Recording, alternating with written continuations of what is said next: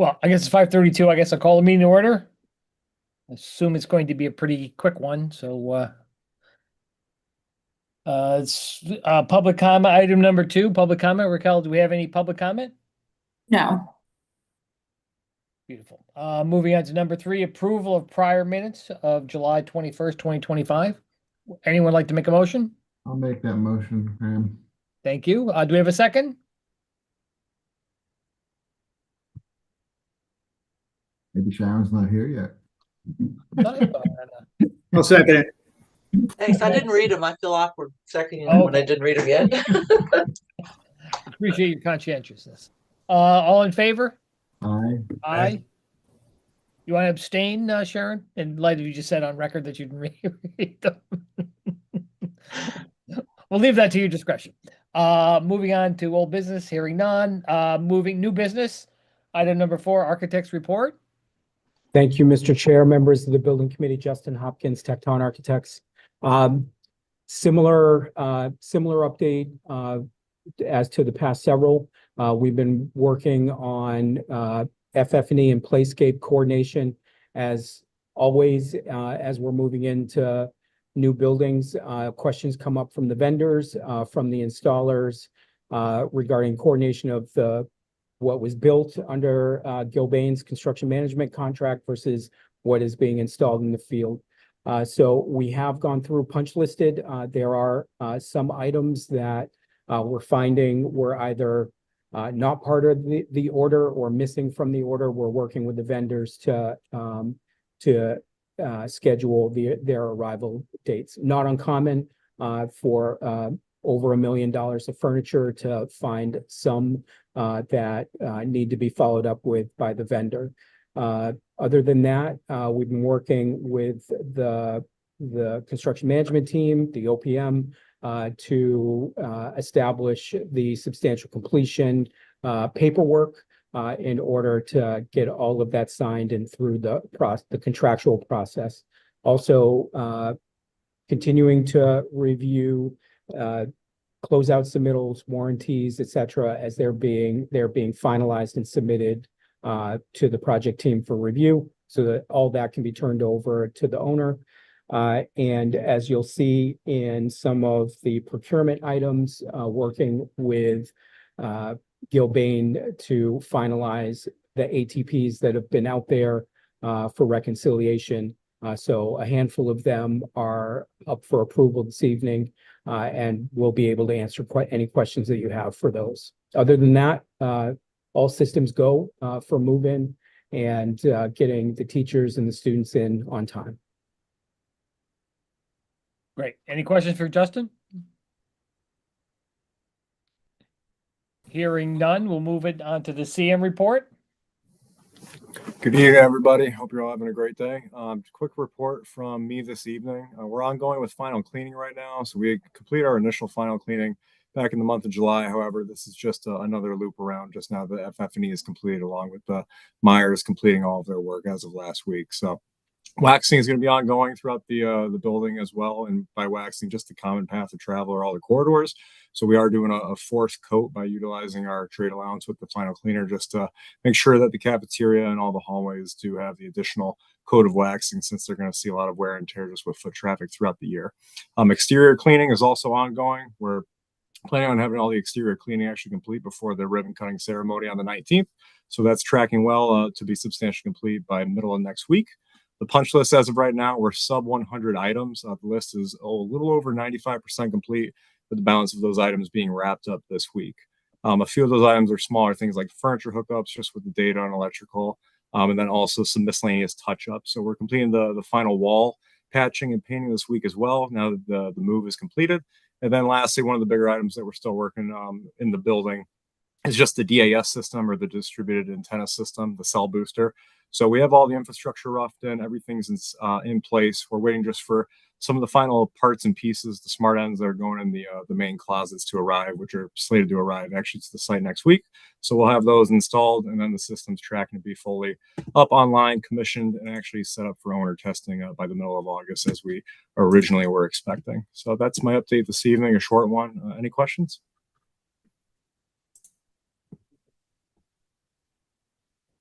Hearing none, we'll move over to Adam to update us on the OPM. Good evening, everyone. As usual, all the things that Justin and Zach had mentioned, working with those with Gilbane and Tecton on those items as well. Couple items to highlight.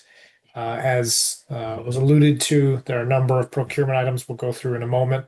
Those some of them are for some of that last mile coordination that we've been talking about for seems like a while now, that Justin referenced in terms of when you're people getting actually into the building, seeing the finished construction work under Gilbane's scope, seeing the finished work under the furniture vendor scope, identifying any gaps or differences between expectations and what's been contracted for so far. So, like I said, we'll see a couple of those in the procurement section in a moment here. The other one that I wanted to highlight for this evening was playgrounds. Right now, the playground contractor is wrapping up the actual equipment and footing installations. There was some additional regrading work that needed to occur. There's sort of the handoff between the site contractor and the playground contractor over at one of the playgrounds. That work is ongoing. Right now, we don't expect there to be an issue with schedule of completion of all the playgrounds. Two of the three are more or less ready to start getting rubberized surfacing later this week, is the current schedule. But there's some coordination ongoing as to what some of the timing and sequencing wants to be. So an item that I would kind of just want to poll the committee about here in a moment is the appetite for a just in case type scenario where if two of the three playgrounds were ready to go, but the last one wasn't able to be resolved in time due to some of the grading issues, if the committee would entertain an expedited approval by Peter and George, which might be over 10,000, to have the playground vendor do multiple rubber surfacing pours just to ensure that any last cleanup items on that one playground didn't affect having some playgrounds available for the first day of school. So that's one item that we've been working on pretty diligently over the past week and a half, 2 weeks, as the playground vendor is getting installed and getting wrapped up, making sure that they have everything they need to finish their work. And that's obviously a big public facing item. That's probably the most important piece of the school if you ask the kids. So with that, again, as Justin and Zach mentioned, lots of just paperwork, closeout, cleanup items, coordination with Principal Becky Frost and Town IT and the various departments on getting the building components up and ready. But other than that, happy to answer any questions, but I would kind of want to pose that question to the group about the playground scope and if some acceleration is potentially needed, if that's something we could pursue as an expedited approval between meetings. Do you have a kind of an upset limit you'd think you'd recommend before bringing it back to the full committee? That is a good question. We have posed that question to the playground vendor. I would not expect it to be a multiple tens of thousands. We're talking about not added scope necessarily, but another mobilization. So, I would expect it to be somewhere on the order of 10, 20,000, maybe less. It's kind of that we don't know the number. Otherwise, I would kind of float that out there as a right. As So an item, ideally, it'd be under 10 and they could handle it. But worst case, it could be right. If slightly over right. 10. We don't want to hold up the school opening. Right. Yeah, 100% done. I wouldn't hold the school opening, but we'd have to come back and post occupancy do it. So Is he prevailing wage rates, Adam? Do those apply Yes. to him? All right, so Yes. just as a reference, we usually figure 25 to 30 an hour per man hour for premium time. Each trade fluctuates a little bit, so I'm not sure how big his crew is, but should be able to. I would think that'd be under 10. That'd be a lot of premium time. Yeah, that's the hope. But 30, if it creeps over that 10 mark, if that's something that that Peter and George could weigh in on as a sort of business decision for the town. We talk about resolution of that after the fact, but just wanted to make sure that that those can get put in place if need be to the playground vendor. I mean, I personally think, if it's just slightly over that or some reasonable number, I think we would support it. If the committee is, I don't know if we want to have a formal vote or just have a informal kind of understanding that they could do that. And any comments from any of the other committee members? What's our contingency looking like? We have the money? Contingency can absorb that. I'll That send would be my only concern, as long as we had the money. Yes. Do you put a not to exceed like 15,000? That's the committee wants to Yeah, do that. maybe for- say 20, just because, you know, we probably won't. Otherwise, we'd have to have a special meeting, and that's hard to schedule in August, and potentially we looking at a school with 2 out of 3 playgrounds finished. You know, Right. you know what I mean? And you know, Yeah, I would ask if you would if you could vote by motion now to advance approve if necessary up to an amount. I think, yeah, that seems to make sense. We don't want to have a black mark on the school that for a quote unquote relatively small amount of money. I mean, I know in my house it's a lot of money, but you know, in most people's, but in the scheme of things, yeah. So I think if everyone's okay, we'll maybe if someone would like to maybe craft a motion or draft, I doubt Adam's had time to put a sample motion in, but Yeah, the confirmation of wanting to proceed with this came up an hour or two ago. So it just essentially if I think if the motion is something to the effect of authorize Peter and George as the expedited approval committee to review and potentially award a change order to ProBuilt for additional surfacing acceleration or mobilization. up to a not to exceed number. Not to exceed 20,000, right?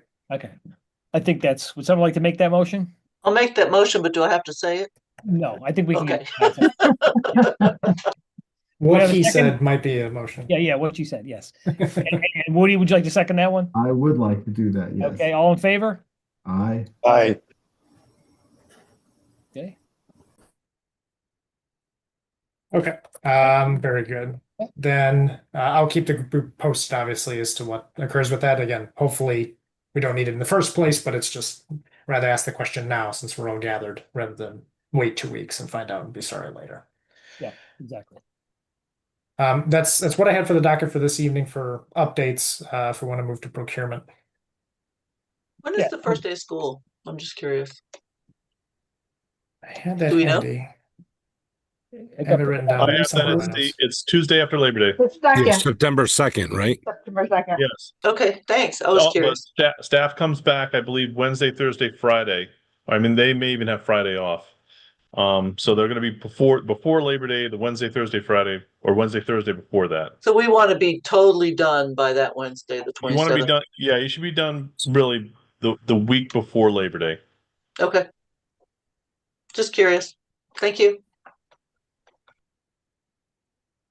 So moving on, then no further questions. We'll move on to item number 5.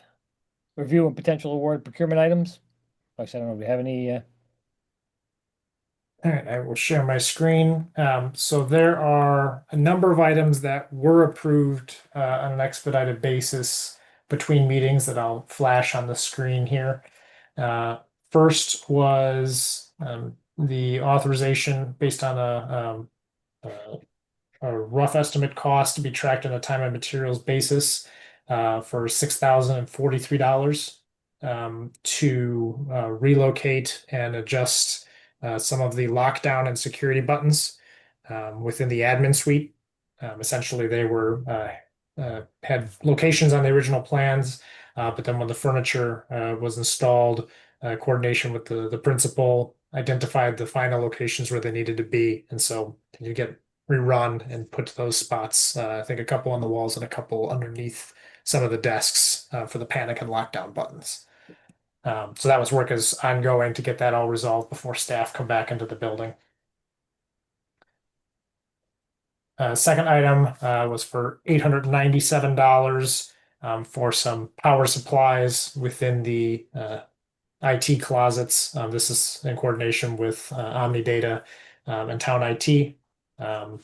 If I forget if we had approved it previously or if it was under, I think it's forthcoming. The closets had additional equipment beyond what the original power supply and backup battery systems. They could hold it. They could have the value for that, the capacity for that, but they wanted to be additional support and additional buffer values on each of those backup batteries. So these are the power supplies to support that, one for each rack. And then the correlating expense, again, also approved on an expedited basis by Peter and George, was through Presidio, the IT vendor that we've been working with off of state contract for the actual UPS backup batteries to support those systems. So those two go hand in hand for the IT closets. The fourth item that was approved, $784 for WB Meyer to install the one digital display in the main corridor area, as well as some defibrillators, wall-mounted defibrillators. So this is just some labor time to go through and install these components. And then the last item procured on an expedited basis was under Gilbane's contract for $8,970 at the main communicating stair, the guardrail system and stair system that was installed. The way it's designed has an opportunity, a gap between the actual stair and the panel system. So any cell phones, anything that falls down in there, Peter's team would have to remove the whole panel system in order to retrieve those items. So this was to provide some additional trim work, custom trim work across the entirety of these locations to fill that gap.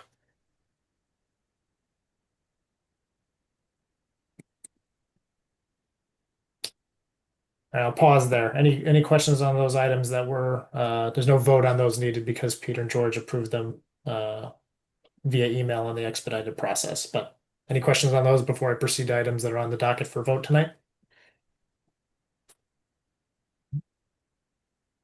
Okay. We have several items for Gilbane. There are 6 ATPs and then one other procurement item for some additional IT equipment. First one is ATP 110 for $1,463. This is in the mechanical room where a backflow preventer is part of the water system. The way it was originally called on the drawings needed to be located to a different wall to allow it to be serviced. It was caught before the work actually occurred. It was just a matter of providing additional piping to lower it to serviceable height. So no rework, just a function of the additional material and labor to put it in a spot where it could be serviced.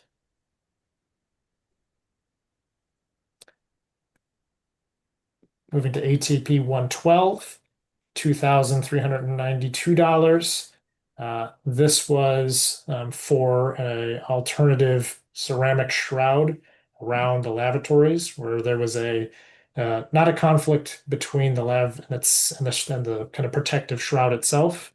And when I say shroud, I mean that kind of goes underneath the sink. I don't know if there's a photo in here. It's handy, but not that there's a conflict between the products, but it wouldn't have been ADA compliant if you use that shroud. So you just have exposed pipes. So this was for an alternative configuration that allowed it to maintain ADA compliance.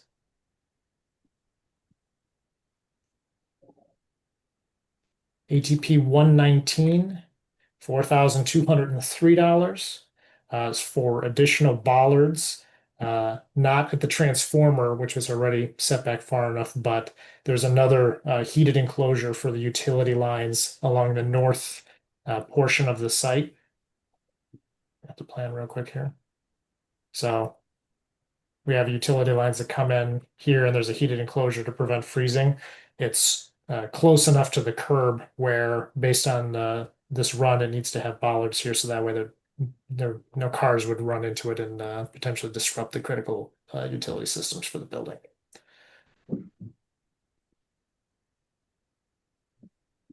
Adam, who made that suggestion? Was that a building official, or was just good practice? What This came out of, and Justin can correct me, this came out of an RFI from the contractor that was responded to by Dinesh, the civil engineer through Tecton. Originally came up as a question about Eversource requirements for the transformer, and I don't think that was required because it's far enough back, but then started looking at this one, and this one's too close to the curb. And if it was taken out, it would It's take out our best, water system, I assume, right? Yeah. it's best practices, Mr. Chair. We consider this a belts and suspenders thing. Got it. Thank you. I don't think there's a hot box design standard out there, but unlike Eversource, who beat you to death with their drawing standards. Correct. ATP 126, $2,612. The exterior basketball hoops, if you will remember a while ago, there was a change in product from an original Gorilla basketball hoop to a different system that was warrantable in a school environment on the exterior. The new product didn't come with padding. It wasn't baked into their base scope, into their base product, like the Gorilla basketball hoop did. So this is for the padding to actually go around, the protective padding around those basketball hoops.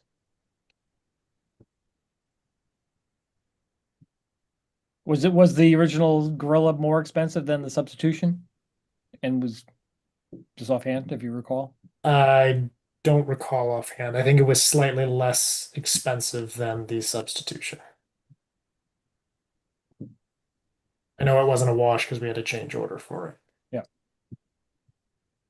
Just wondering if the reason we paid less for it potentially was it didn't have all the bells and whistles. But Yeah. I think it was the big driver was that it was a commercial. The one that we have specified now is commercially rated, so that way it has a warranty for something that's in a public exposed environment. Got it. With a name like Gorilla, how could it not, right? Bison is the warrantable one. Gorillas aren't strong enough. You need a bison for these. Learn something new every day, as they say. Yeah. Always be learning. ATP 128 is for $18,006. Essentially, there was a discrepancy between the power supplies for the magnetic door hold opens and the actual door hold open products. The door hold open products were 24 volt. The power supply throughout the building was 120 volt. So those were incompatible. So alternative 120 volt specific mag hold opens were needed to provide all those at all the locations where we had these at corridor doors, stairwell doors, etc.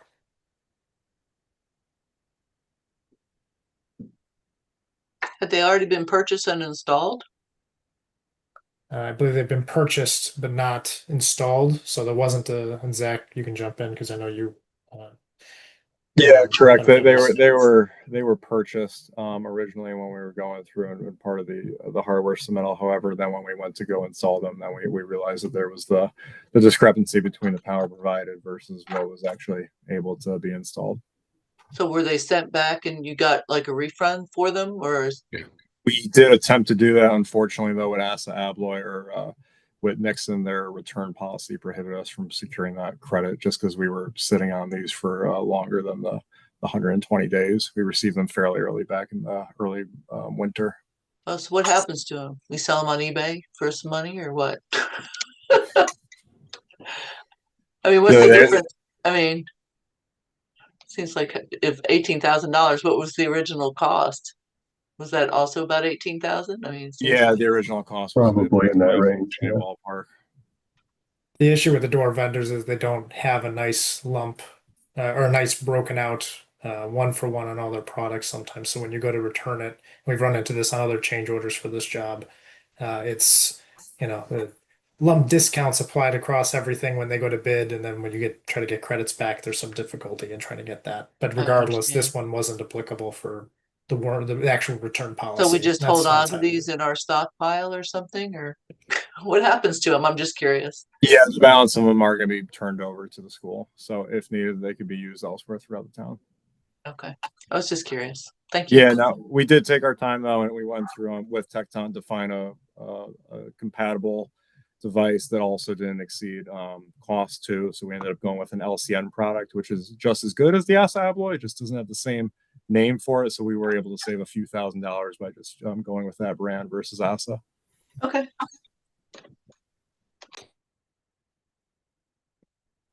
And the last of the Gilbane ATPs for this evening, ATP 129, $1,389 for audio visual equipment in the gymnasium. The IT components were largely protected by cages, but the AV components, I think, was the monitor and some of the lockdown strobes, blue lockdown strobes, didn't have the cages called out for. So any basketball that went awry would damage these components. So this is for protective cages at those components.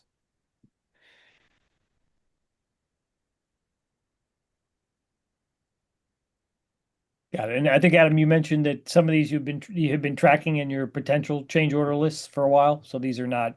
Yeah. So when the committee has seen some of the financial data that I send out periodically, and we talk about some of the contingency numbers and breakdowns and whatnot, as these risks and potential changes are identified, those get baked into those numbers. So, a couple of these that are more recent might not have been in there, but any of these that have been long-tailed, so for example, the magnetic hold opens, those have been contemplated for a while now in some of those risk projections. So, this is new in the sense that we're finalizing the change orders here, but it's not like we wait till we get a change order and then figure out, where the costs might come up. As soon as we identify there's a potential issue, starts to get baked into the financial model.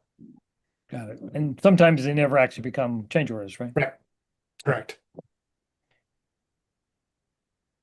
Last item for potential vote this evening, quote from, once again, our friends at Presidio, under state contract for additional wireless access points, 8 at the interior and 2 at the exterior.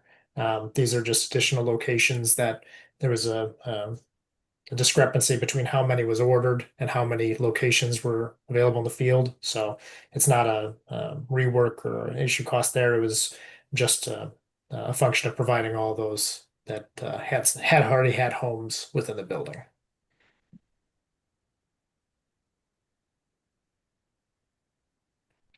Any questions for Adams on these?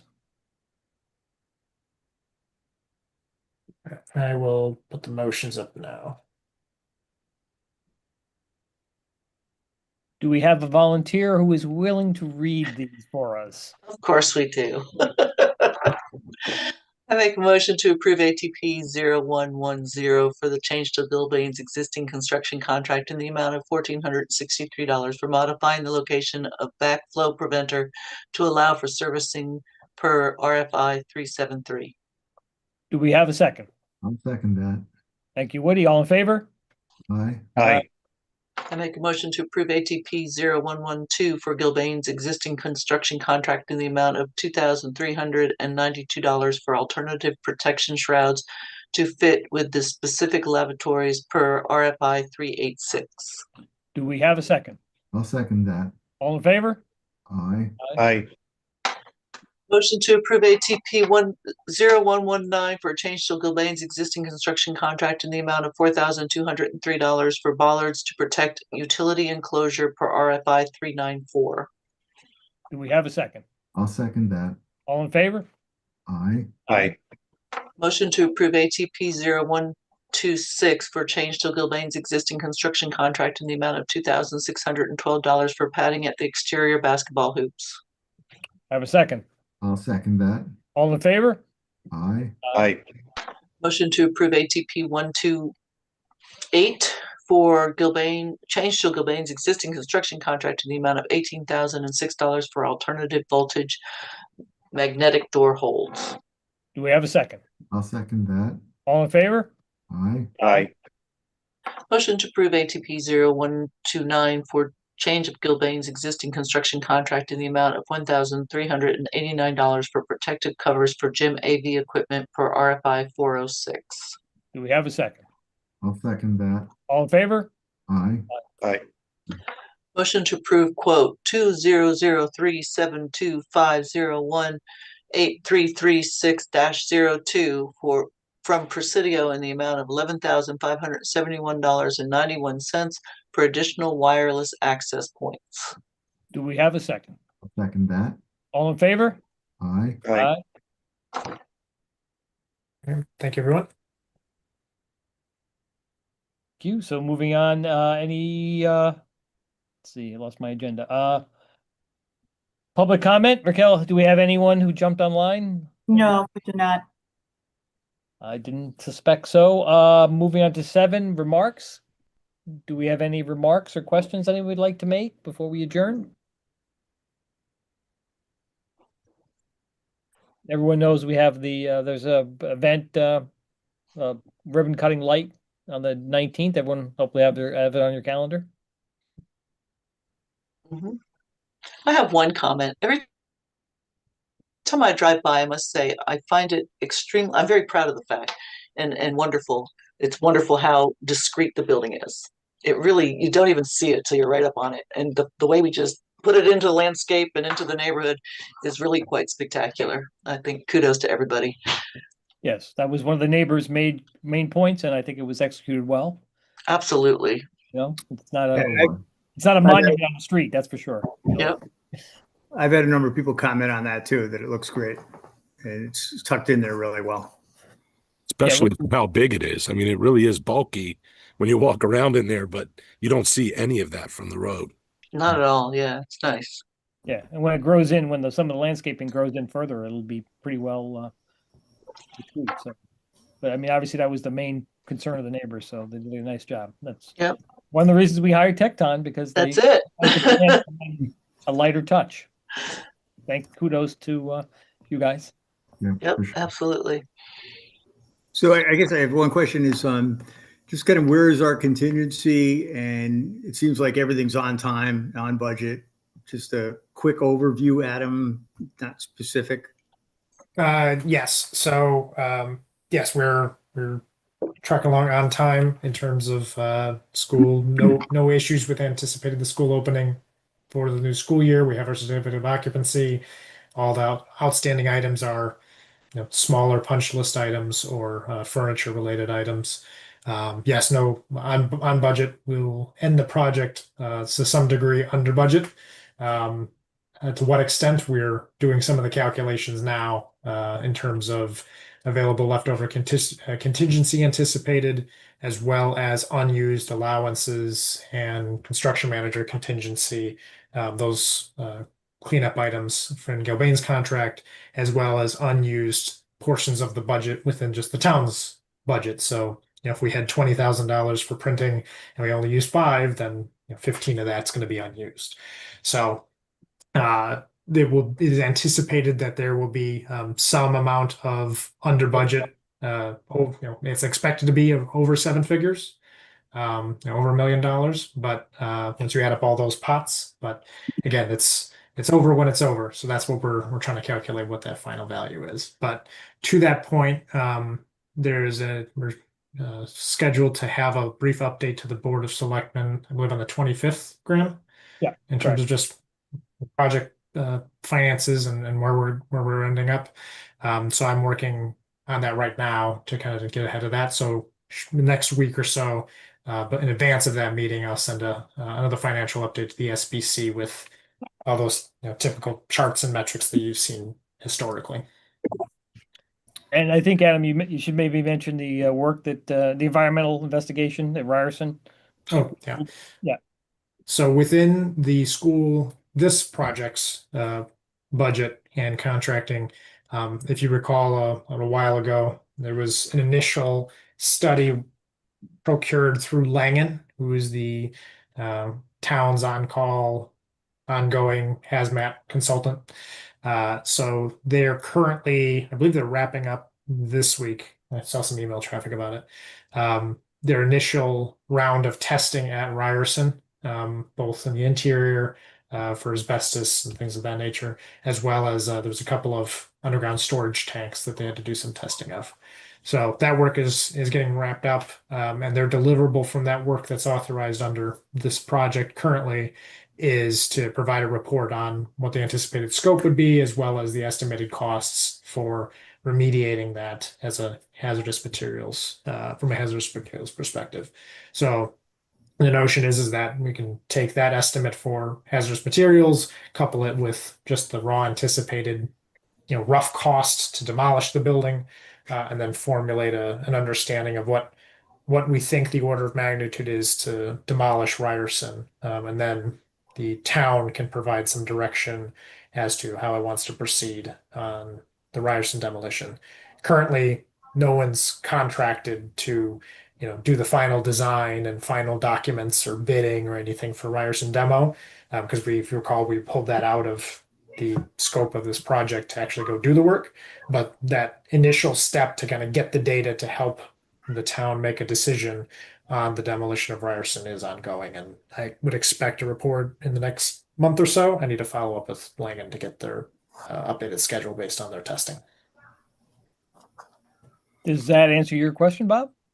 Yeah, I just want to say, it was an aggressive build schedule and everything, way back when, a couple of years ago, we were thinking about, is this all going to happen? And I'll have to say that, everybody really stepped up. Adam, Justin, Zach, Nick, I think everybody did a wonderful job and put a lot of time and effort. The Madison guys, Peter, I think it's, you can see by the numbers and what we accomplished in that time. It was superb work by everybody. Yeah, it's not you. Thank you. You'd be considered crazy for trying to build a building in 14 months nowadays with this size and complexity. It's it's a state we typically 2 years is about as good as we're gonna after we get through all the front end stuff. So 14 months is a very aggressive schedule. So kudos to the team and Gilbane, particularly early packages, you guys. Team effort by everyone, including the design team and this committee, Peter and Ben as well. I mean, we can only build as fast as we get answers on questions from the design team. We can only build as fast as we get approvals from you all. So you guys have kept the train moving and allowed us to get this done. So total team effort. It's especially impressive when you consider what a deep hole we were in on ordering parts and materials, and it was just brilliant how you guys all came together to figure out how to pre-order things in advance, and that was just amazing. Great work.